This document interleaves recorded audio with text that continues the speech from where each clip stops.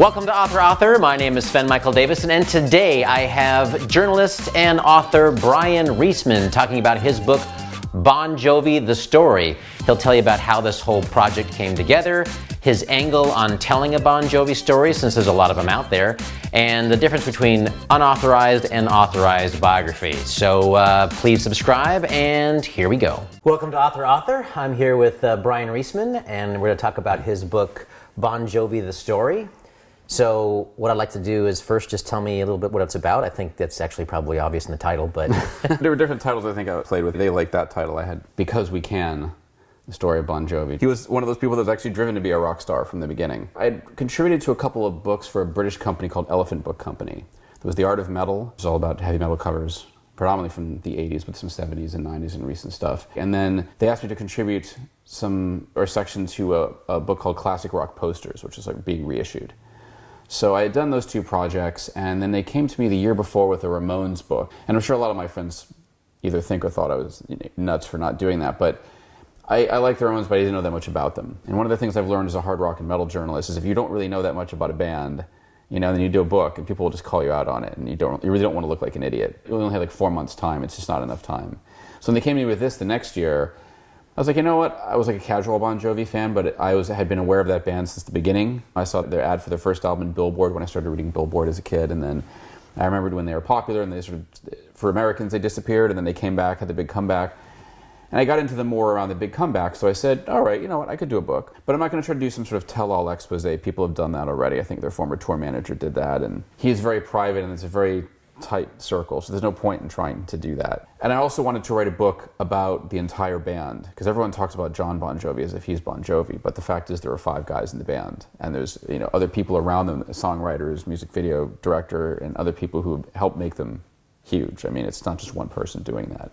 So they gave me 12 chapters. They wanted 2 sidebars per chapter. I think I only did 1 for the second chapter, the big Richie Sambora 4-page section. And then just went from there. They asked me in mid-November of 2015, had to be done by mid-April 2016. They wanted a rough draft February 1st. Normal book's 100,000 words. This was 50,000, ended up being 52 total. But we had 150 photos to get in there and caption and all the fact-checking. Still a lot of work, even in 4 months to crank out 50,000 words. And I probably did anywhere between 50 and 75,000 words of interviews, because I did almost 40 interviews for the book. So I contacted his publicist and Richie Sambora's publicist since Richie left now, about 5 years ago now. John doesn't do official books. From what I heard, he doesn't like them. They already, unofficial books. Like, they did their official book, which was, it's okay. It was, it was about how awesome John is. Great photos of the bands, but not really very in depth. They play a lot of the 80s stuff live, but he tends to not want to relive that era.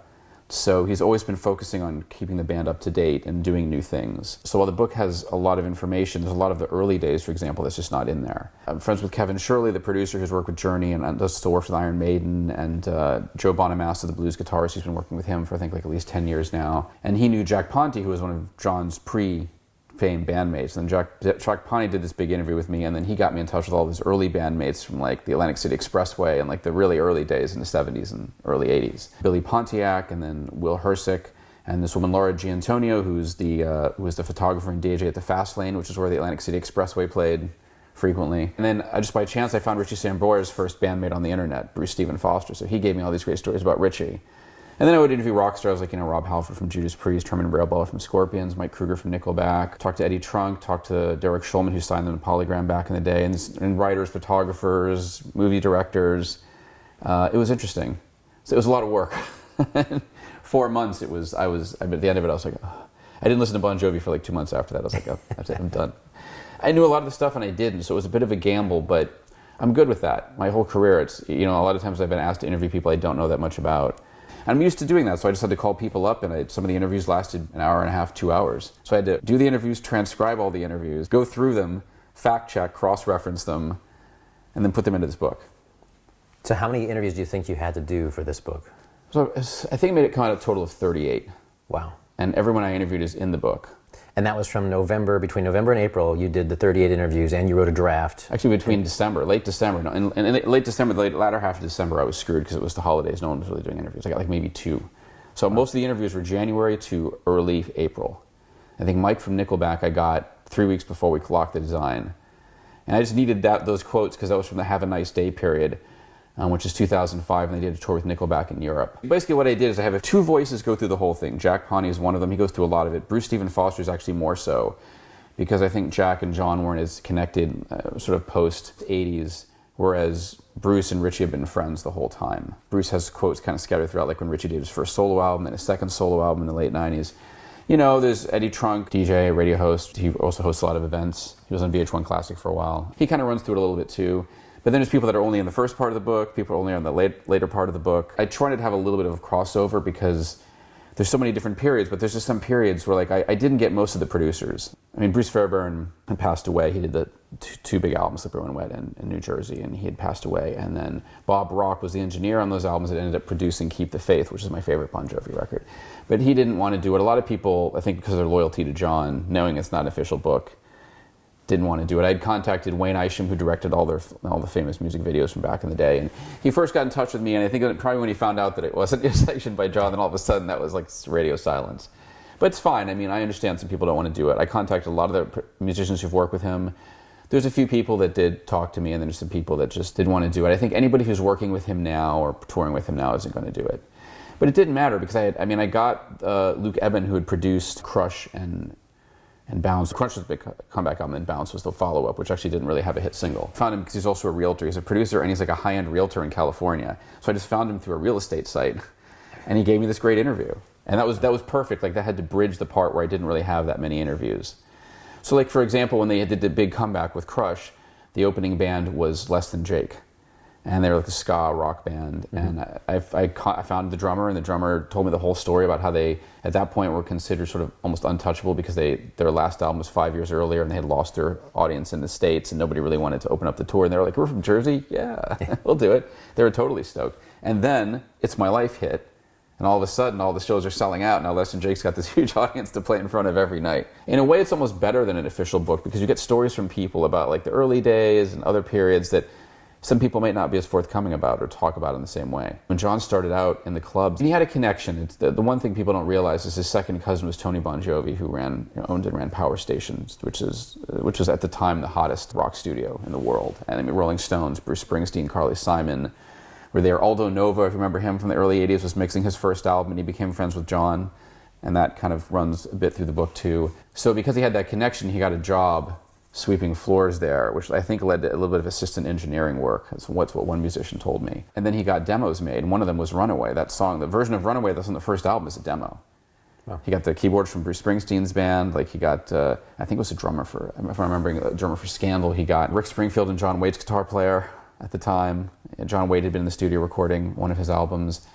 And Hugh McDonald was on bass, and Hugh McDonald later on replaced Alec John Such in the band and finally became an official member like over 25 years later after he officially replaced him. There's rumors that he played on a lot of the early stuff also, that he was like the studio bassist. But people don't realize that John had that connection. So even though at the beginning he started out and he really was a very force of nature, he was in Atlantic City Expressway and that built up and he realized it wasn't going to go any farther than what he wanted. So then he went and formed another band, and then he met this guy who was credited as the co-songwriter of Runaway, but basically he had written Runaway already. And he agreed with John if they wrote songs together, they would just split the publishing 50-50 regardless of who did more. So John really replaced a couple lyrics in Runaway, and that became their hit together. But from what other people told me, he really wrote the song. I met David Bryan from Bon Jovi at the 100th performance party for the show, because my friend worked makeup on it. And I met him, and they later on interviewed him for Grammy.com, which led to all the excess stuff. He's the one member that's in this book because I had 2,000-3,000 extra words I'd put on my blog, but that's long ago, and I popped it in here. And it was great, but when I met him, I didn't ask him about I knew it was in Bon Jovi, but I said, yeah, I got your soundtrack to Netherworld, which is one of those full moon B-movie pictures he worked on with Larry Fast, who was in a group called Synergy in the 70s and 80s, a pioneering electronic musician who he really respects. And he looked at me kind of like, really? Because I doubt most Bon Jovi fans know that he did that. Once again, that was my passion for this book. I decided I'm not going to do the same Bon Jovi book everyone's done. Let's talk about Netherworld and all these weird little movies. He and Larry Fast were supposed to do the soundtrack to Highlander 3, but there was a contract dispute with the composer. And so I found out that they almost did. They started scoring Highlander 3, and it didn't get put out, but I'm like, that's interesting. I love stuff like that. And then you have to fact-check it, cross-reference it. Being a music geek, I would go through the box set and go through B-sides and try to find any correlation to anything else I could.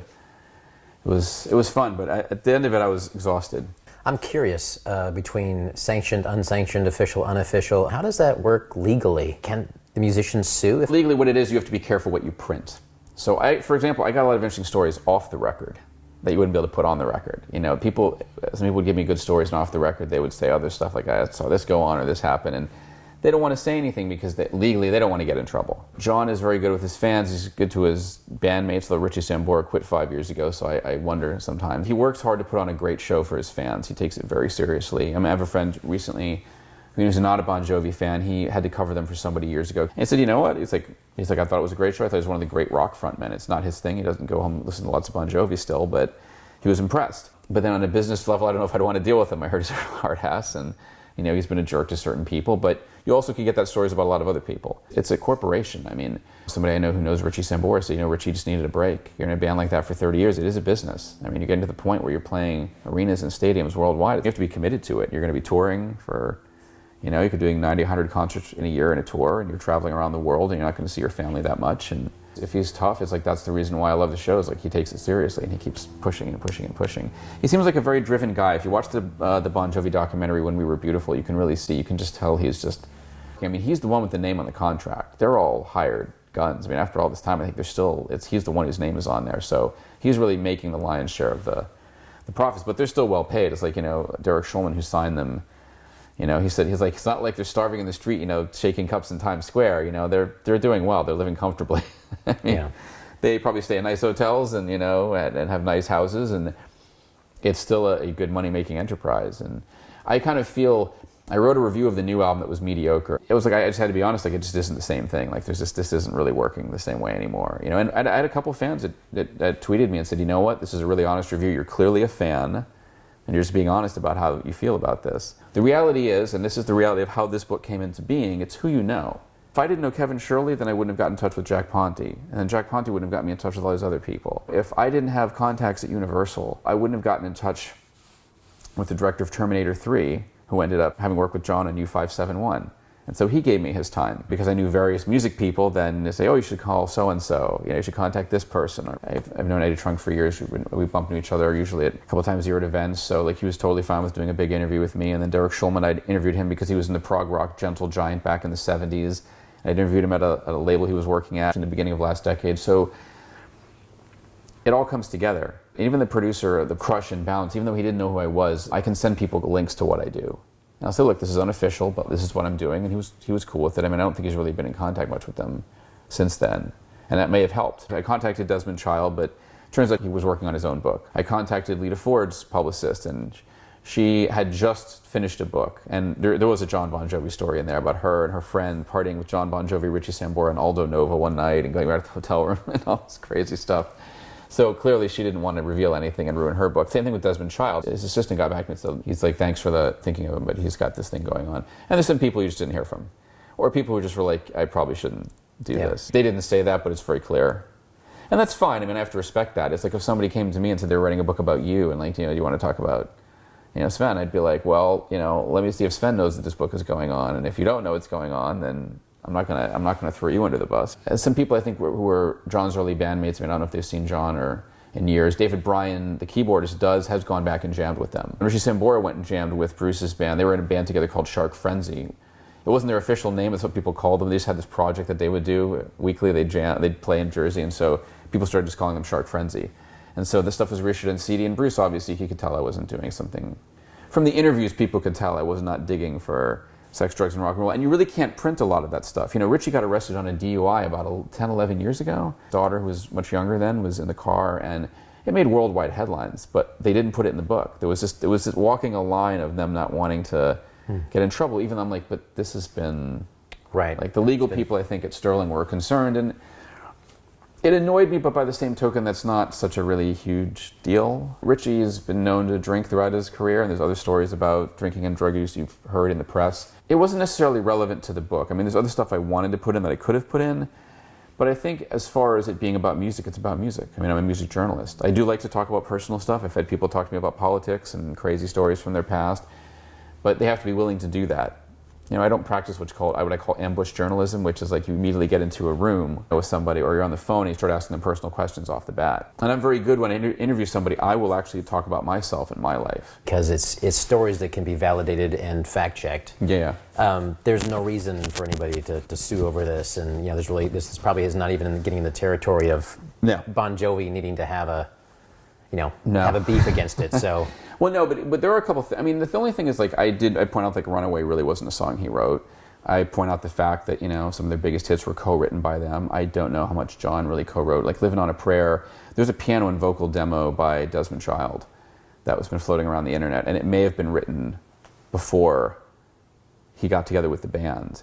But all three of them have songwriting credits. But I sit there listening to it, and I joke that Richie Sambora added in the solo and added in certain riffs and heavier. And at the beginning, John says, "Once upon a time, not so long ago," which I don't think was anything that Desmond would have put in.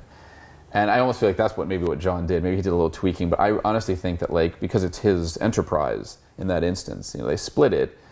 But I think Richie Sambora was an integral part of that band. I think he did a lot of songwriting. Wanted Dead or Alive, I think most of that music is Richie, and then John came in and they worked on the lyrics. And you can decide however you want to split the publishing and the royalties. There's a lot of songs that John wrote solo. He wrote Dry County, which is like this 10-minute epic on Keep the Faith, and that's all him. And he's got a lot of songs that are just credited to him that are really good. But once again, it's a bunch of different people. Getting back to that review I wrote, that's where I went off the tangent. When I read my review for The Observer on the recent Bon Jovi album, I said David Bryan is the most underutilized man in rock. He's a classically trained keyboard player. He co-wrote a Broadway musical, Memphis, that actually won Tony Awards. Like, I think won 4, and 2 of them were specifically for stuff his contributions. And he also did an off-Broadway musical called The Toxic Avenger musical. He and Joe DiPietro, who did Memphis, they're working on another musical. I think it's called Chasing the Song, if that's still the title. And that's been in the works for years, but with Bon Jovi, David's usually busy. And Broadway shows can take like 10 years to materialize. Memphis took many years. But he's this talented guy. He co-wrote a couple songs on the early albums that are great. There's a song called In These Arms that was like a hit in Europe. It's like sort of like what I call a love anthem. It's not a ballad. It's like a big song about love, but it's just big, epic, loud, and he got a songwriting deal after that, but he wasn't able to really sell songs, and that's how he got into Broadway eventually. His agent or his manager was like, you should check this out. I could possibly get your songs being performed 20 times a week, or 20 times a night, 8 times a week, and then in terms of residuals and stuff like that, it's a better deal. He did sell a song to Curtis Stigers because Clive Davis really liked it, but he just had a hard time. But he has talent. He's someone who should be used more, and I don't know why that is. Was there any reaction from the band at all, or because it was unofficial, they just ignored it, doesn't exist? They didn't say anything, which actually is not a bad thing, because somebody had done an unofficial book about John years earlier in England, like almost 15 years ago, I think, and then years later it got released in America, and they actually had on the website, there had been something where they said, don't buy this, it's unauthorized, and blah, blah, blah. And I was almost thinking, I hope they do that, just because, then people will want to buy it. Yeah. But from what I understand, they clearly knew it was happening. So you're calling your buddy in town. They don't. Yeah, they're going to know. And I'm calling all these people who work with him and blah, blah, blah. They were a good hard rock band, but I think they wanted to get higher. And so they went pop. They did like pop. They brought in a lot of those metallic guitar squeals, and they kind of co-opted a lot of the glamier side of the metal image back then. So there were a lot of people that didn't like that. And I remember back in the day, I was like, who are these assholes? I love Judas Priest and Slayer and thrash metal, and I could care less about the hair bands. But they opened the door for that second big wave of hair bands. There are people that argue by the late 80s rock and roll was starting to just lose it because it was all glammy and kind of party music, and it didn't have the edge that it used to. And there's a lot of people that didn't like Bon Jovi for that reason, because it was safe for teenage girls who found the heavier bands scary, but they could listen to this stuff. And I interviewed, one of the people I have a pull quote from is Alex Skolnick, who's one of the guitarists in the thrash metal band called Testament. He also does jazz now too, which is interesting. So he has like a jazz combo, which is really good, and he still plays in Testament. And he had a really great quote in there, which I remember being true of what was going on. I remember like a lot of people who liked thrash hated Bon Jovi, but he made a point that when they played the MTV Music Video Awards, he did a live, like 2-song set, John and Richie, and back in '89. He said a lot of the thrash metal people they stopped complaining so much because they said, okay, yeah, this isn't really our thing, but there's a little bit more grit here. This isn't just all fluff. Like they could actually play a kind of a gritty acoustic thing, like, all right, we won't give them so much crap. But then I have other people who don't remember that at all. So you have to, sometimes when you're doing a book and you're researching, you have a point of view you're trying to express, but you also have to be open to finding other things as well. Sometimes you find someone who knows this story that you know is true, but everyone else is like, no, that didn't happen. And then the person's like, no, that's exactly it. That's exactly what happened. So there was a period where I think I kept adding stuff in, and we'd have to take some photos out because we couldn't get the rights or they were too expensive. And at one point, I think I had to revise one thing about where Richie Sambora lived at the end. And it was 5 minutes before they locked the design. And the designer must have been like livid. Like, it was a little tricky. I don't think some other companies might have let me get away with that. But when you're giving somebody 4 months to do a book about a 40-year career, yeah. What do you expect? Sterling, I think, wanted to get it out for around Christmas time of 2016. So it came out November 1st of 2016. So, and also I think because it got printed overseas, I think it's China or Hong Kong, they got it printed overseas, and I never followed that, but it took like 3 months to get the books back. So we had to get it done by a certain point, and they had to get everything ready. Otherwise it wouldn't make it in time for Christmas. It got released in Canada, US, Canada, Australia, England, and now there's a Trek edition.